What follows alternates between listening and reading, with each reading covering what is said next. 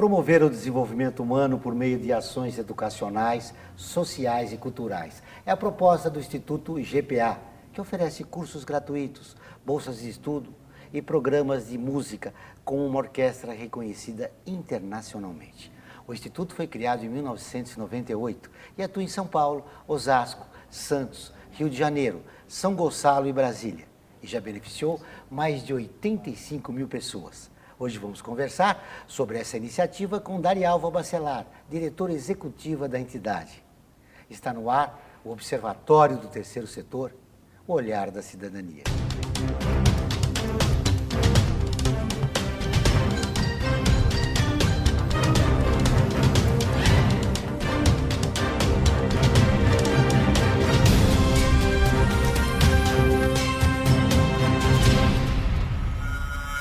Tudo bem, Darialva? Tudo bem. Prazer em revê-la.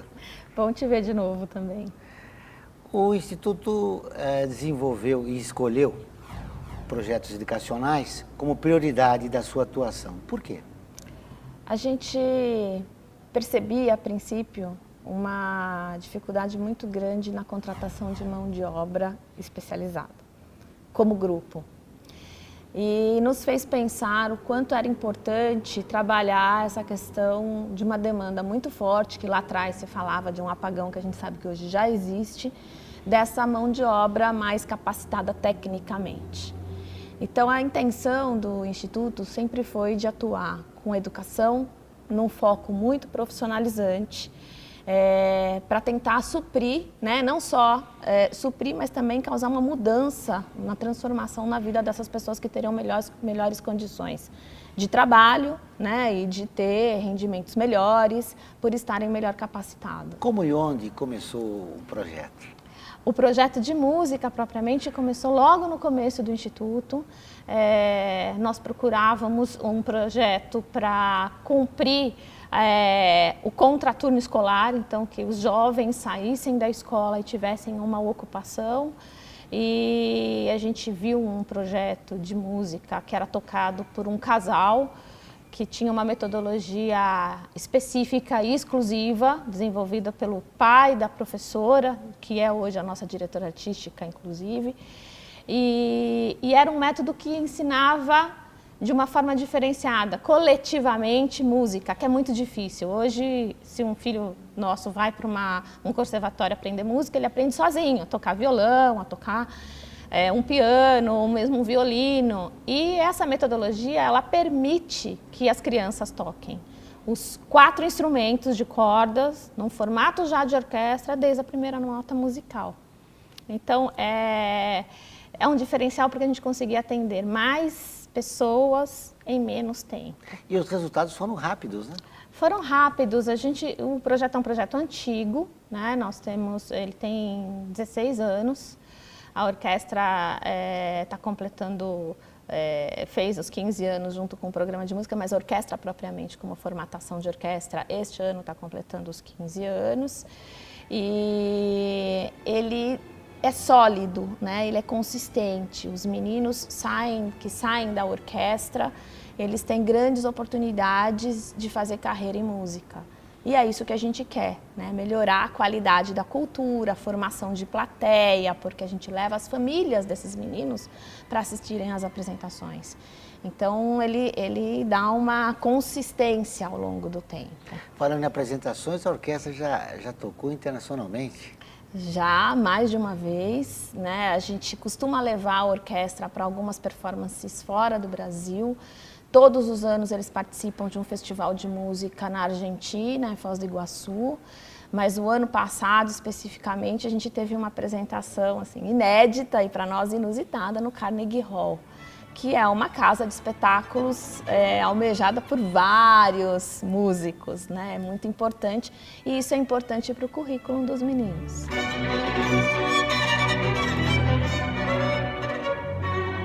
Qual é o perfil do jovem que participa da orquestra? São meninos que moram nas nossas comunidades, em sua maioria, então uma classe média mais baixa.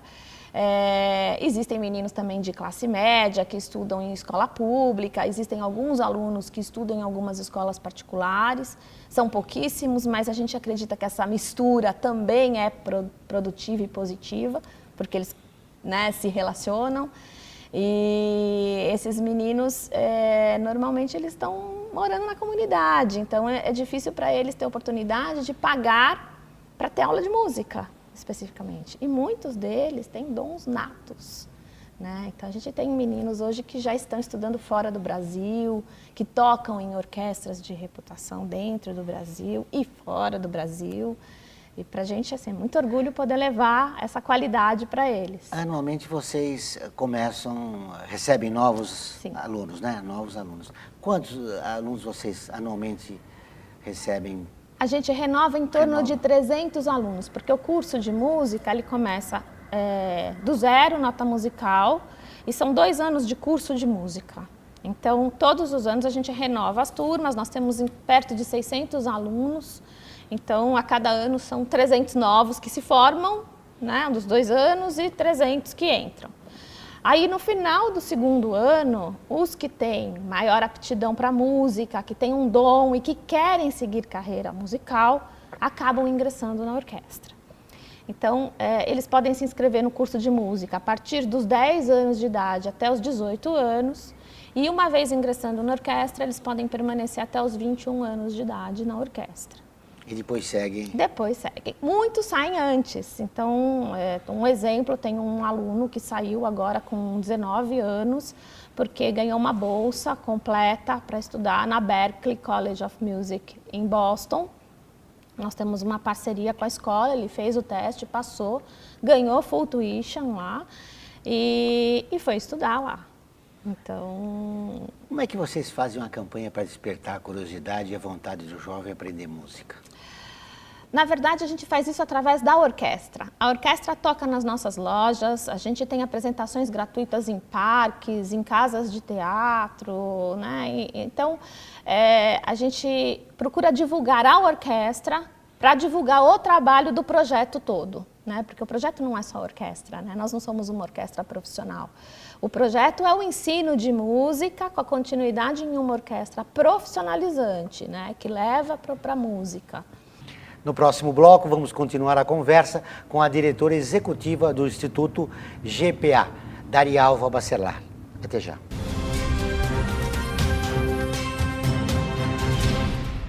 A FUNASP colabora com a USP nas relações entre fundações por meio de fóruns, simpósios, seminários, pesquisas e intercâmbio de informações, além do seu investimento na área social. Para melhores informações, entre no nosso site www.funasp.org.br. FUNASP, um marco entre o universo acadêmico e a sociedade. Internacionalizar a economia afeta o seu emprego? Para onde vai o Brasil? Ter opinião sem análise é só repetição, repetição, repetição, repetição, repetição, repetição, repetição, repetição, repetição. Informação é importante, análise é fundamental. Le Monde Diplomatique Brasil, independente e crítico.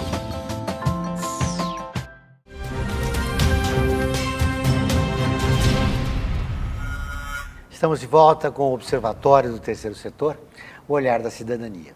No programa de hoje, nossa entrevistada é Darialva Bacelar, diretora executiva do Instituto GPA. Darialva, além da orquestra, vocês têm outros projetos educacionais? Sim, temos. Nós temos um projeto no Rio de Janeiro, que é uma escola de ensino médio integrado ao técnico em alimentos. É uma parceria com o governo, né? A Secretaria de Educação e a Secretaria de Pesca e Agricultura são parceiras no projeto. É um projeto que forma jovens no ensino médio com uma capacitação, uma habilitação já técnica para trabalhar na indústria de panificação, na indústria de laticínios ou no varejo, voltado para essas 2 áreas. É um projeto bem interessante, porque a gente dá uma qualificação muito importante para os meninos.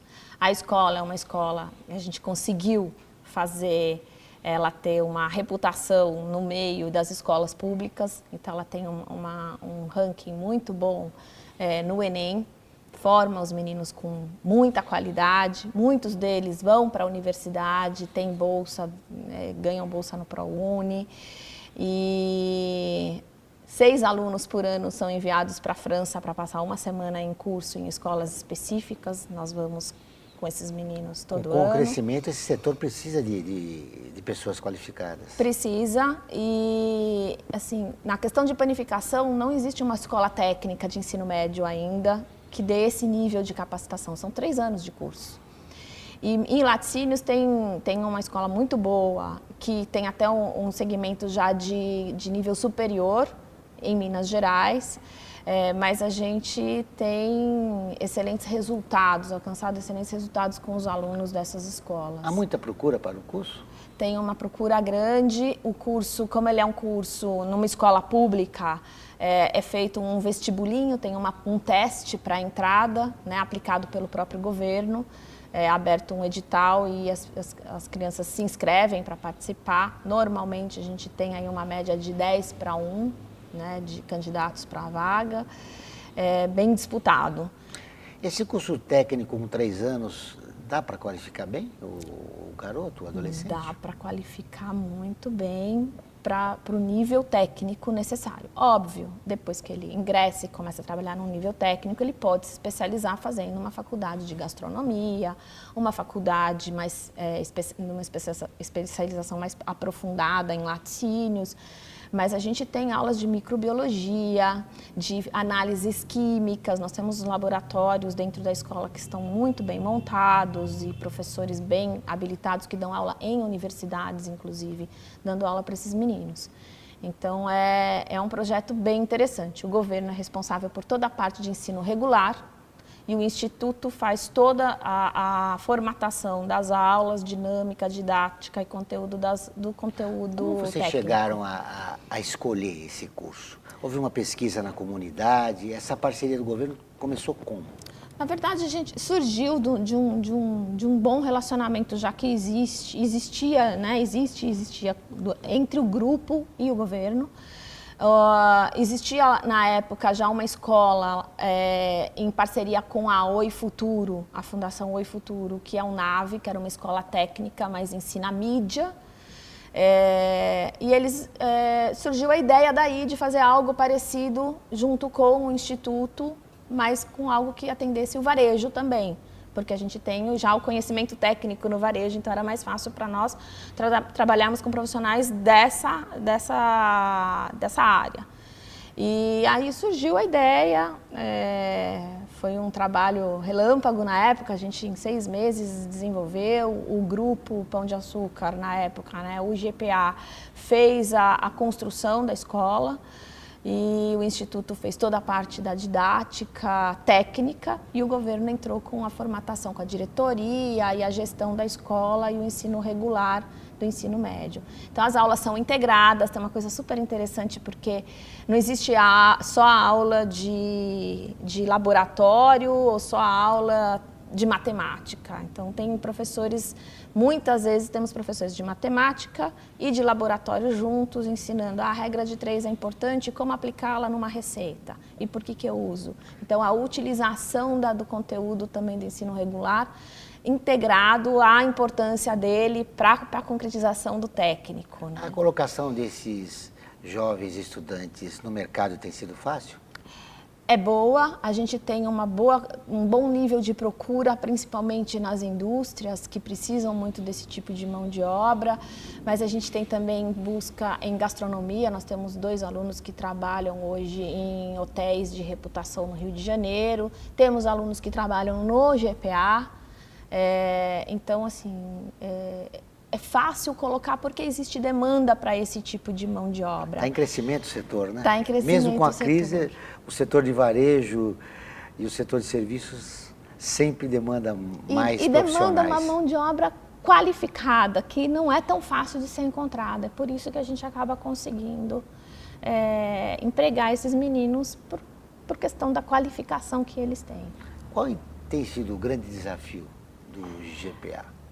O grande desafio de todas as organizações sem fins lucrativos é verba, porque nós temos um grande mantenedor, mas nós não somos um negócio, nós não damos resultado, nós estamos fazendo nossa aplicação na sociedade, né? E verba é o grande desafio para você poder crescer exponencialmente. Então, a gente acaba tendo projetos que servem como pilotos e inspiracionais. E aí alguns parceiros nos ajudam e isso é o bonito do terceiro setor. Você consegue fazer parceria com várias outras empresas e com outras organizações para poder potencializar.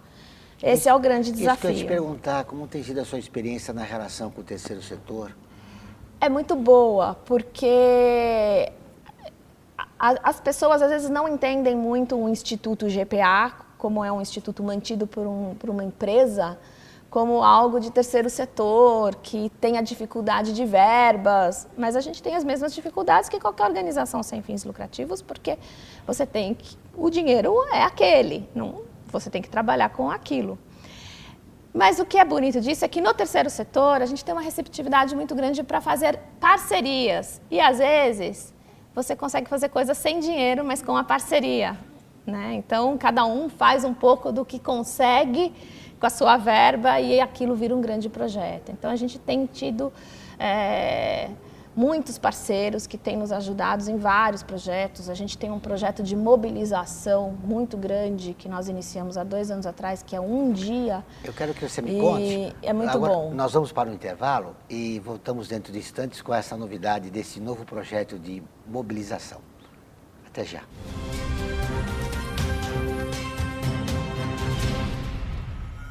A FUNASP colabora com a USP nas relações entre fundações por meio de fóruns, simpósios, seminários, pesquisas e intercâmbio de informações, além do seu investimento na área social. Para melhores informações, entre no nosso site www.funasp.org.br. FUNASP, um marco entre o universo acadêmico e a sociedade.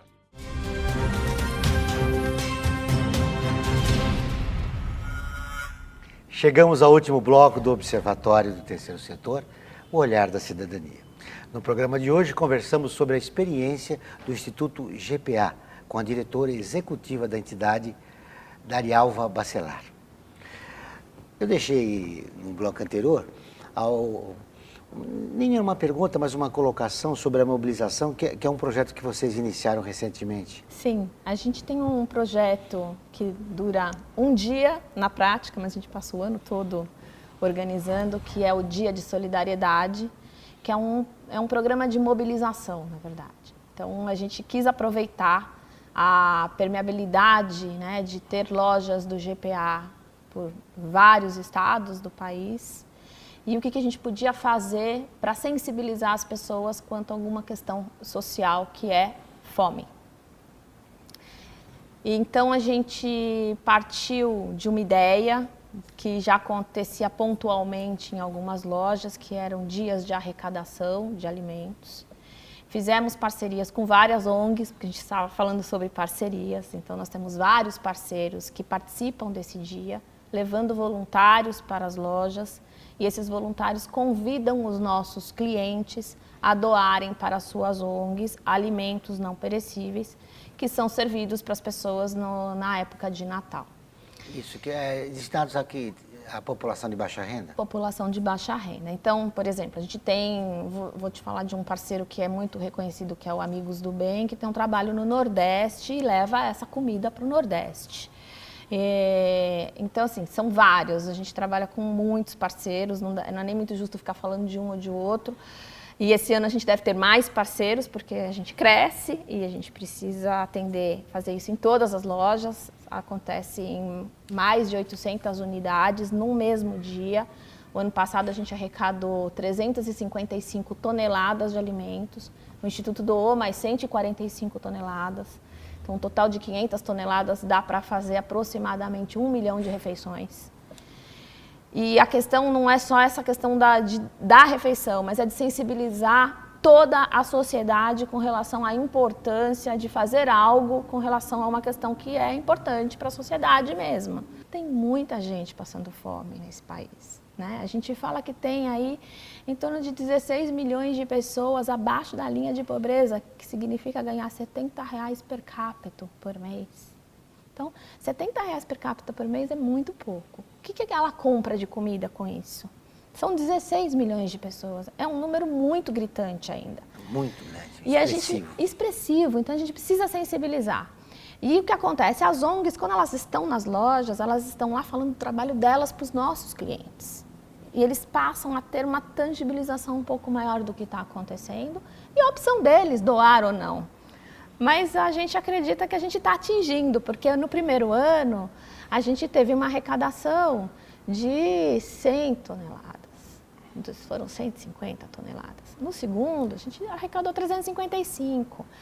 E a gente está fazendo parcerias agora, fortalecendo inclusive com fornecedores, para fornecedores participarem também doando, para ser um volume maior.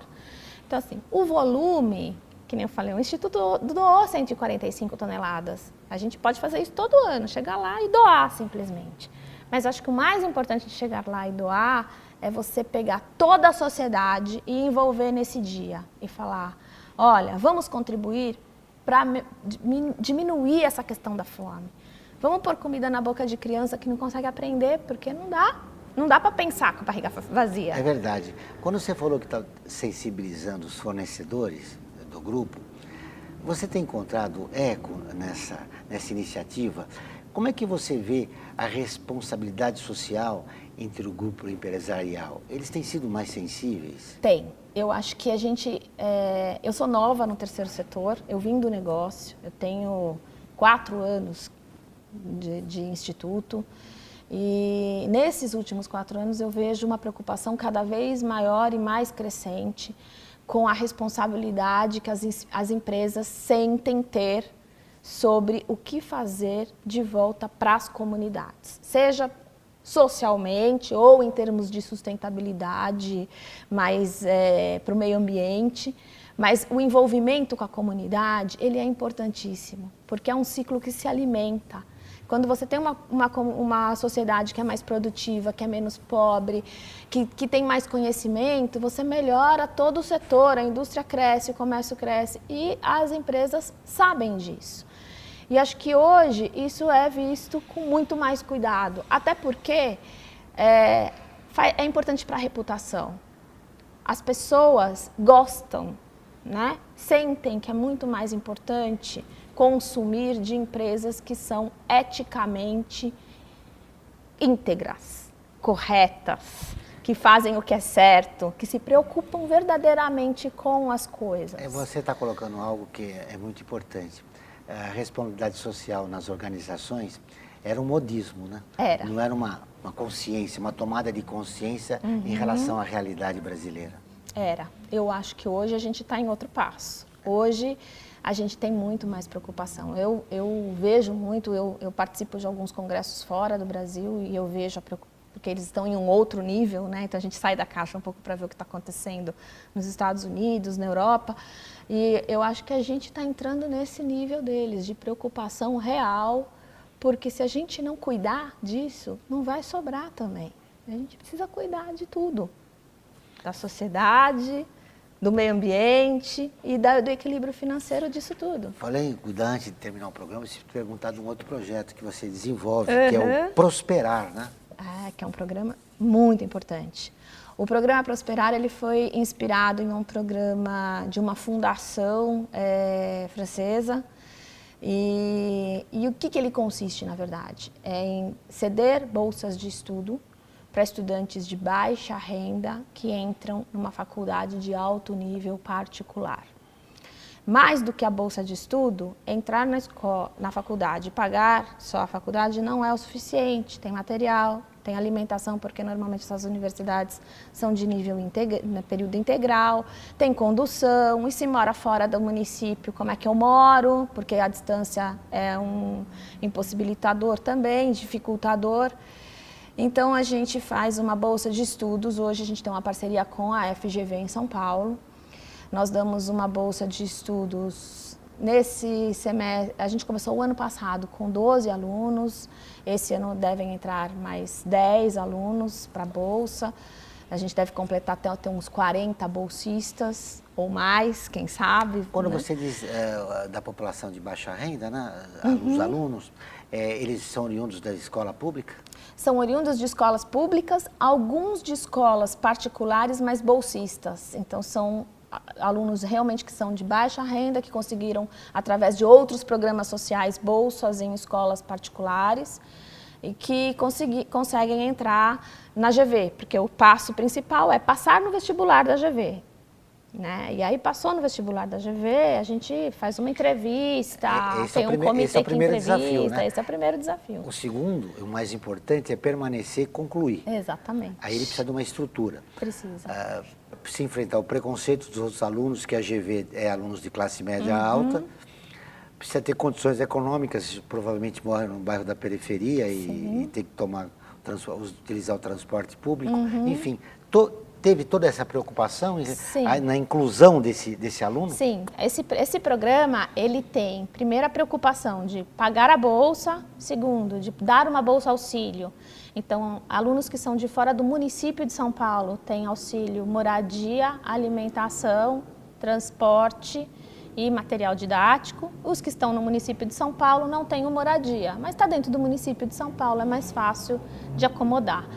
Existe também, a partir do segundo ano, que é o que a gente está implementando esse ano, um programa de mentorado que é realizado, né, vai ser realizado com executivos do GPA, que cada um vai adotar um desses bolsistas para orientá-lo com qualquer tema que seja relevante, ou seja, adaptação, relacionamento, vida profissional, como é a vida, como ela é mesmo num ambiente mais corporativo ou fora dele também, né? Porque e acho que a troca vai ser grande. Eu tenho certeza que todos vão aprender. É fundamental para o aluno concluir o curso. É fundamental. No final do ano você volta aqui para me contar os resultados desse projeto chamado Prosperar. Vai ser um prazer. Muito bom te encontrar novamente e parabéns pelo teu trabalho. Obrigada. O Observatório do Terceiro Setor desta semana termina aqui. Para rever esse e outros programas, acompanhar nosso programa de rádio, notícias, colunas, acesse o portal www.observatorioterceirsetor.com.br ou nossa página no Facebook. Participe do Observatório do Terceiro Setor na construção de uma sociedade mais justa, solidária e sustentável. Até o próximo programa.